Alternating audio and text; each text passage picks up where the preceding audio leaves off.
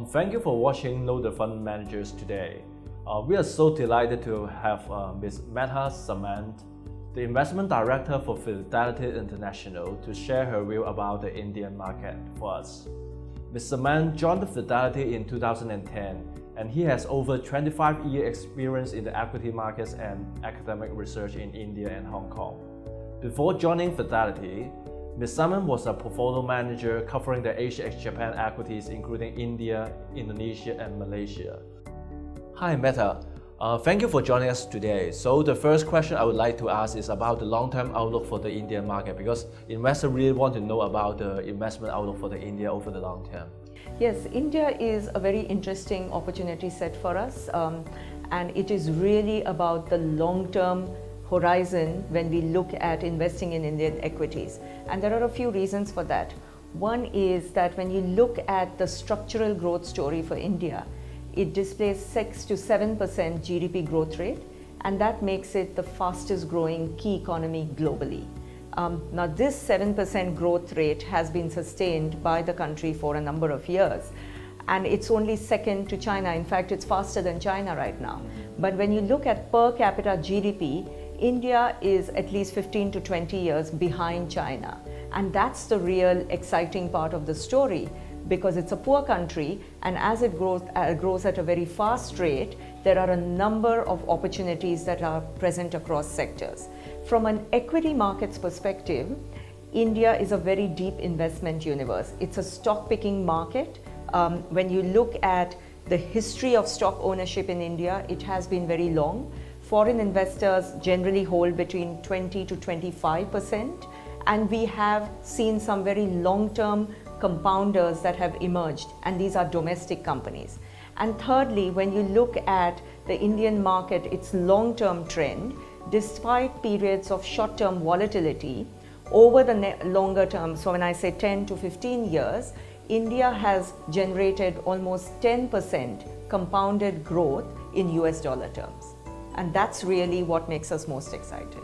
So it seems India is quite attractive for long-term investment with stable growth outlook and low volatility over the long term. So for me, like year to date, like Indian markets is underperformed if compared to other emerging markets. What's the current situation for the Indian market, and can you talk about a bit on the election for the India? Sure.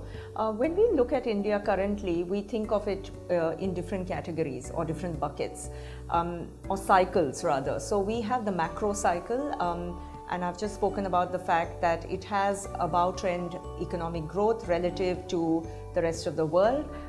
What's important to note is the deficit situation on the government's balance sheet, which is the fiscal side, as well as on the current account side. Now, India has always run a deficit historically, but these deficits are now under control, with government finances being managed in a more efficient way. So the macro cycle is quite attractive, unlike some of the key economies where we see globally the macro data is moderating. On the liquidity cycle, inflation has been under control and quite stable. Interest rates, which have been traditionally very high, have been cut by the central bank, and there's enough liquidity available for investment, also from a stock market perspective. The earnings cycle is quite interesting because India displays an earnings trajectory of around 3 to 5 years, after which there's a plateau.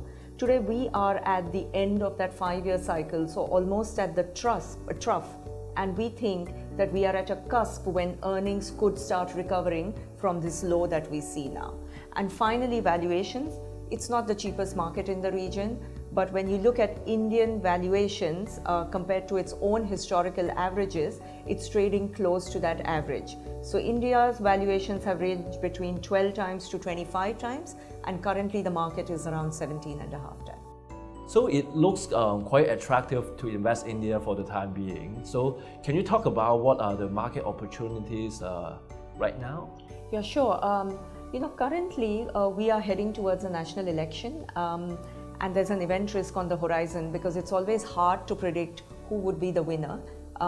So be prepared for a little bit of volatility until the elections are out of the way. So there's short-term uncertainty there. But given that we are long-term investors in India, we are finding opportunity driven by volatility where stock prices have been beaten down but company fundamentals are still quite robust. So we like areas like the private sector banks on the financial side. We also like the largest company in India, which is predominantly an energy company, but it's making rapid progress in the area of retailing and becoming a more digital company given its telecom investments. We like select consumer names. So from a sector perspective, we are underweight the consumer sector because of high valuations on the consumer staples side, but we hold some very long-term compounders there. We have an auto company, there's a shoe retailer, there's a multiplex retail, a cinema operator. So it's being very stock selective and information technology. India is the world's largest provider or leading provider of information technology services, and we do like some of the names. Right. Okay, thank you for Medha for joining us today, and we have a lot of understanding about the Indian market. Thank you. Thank you.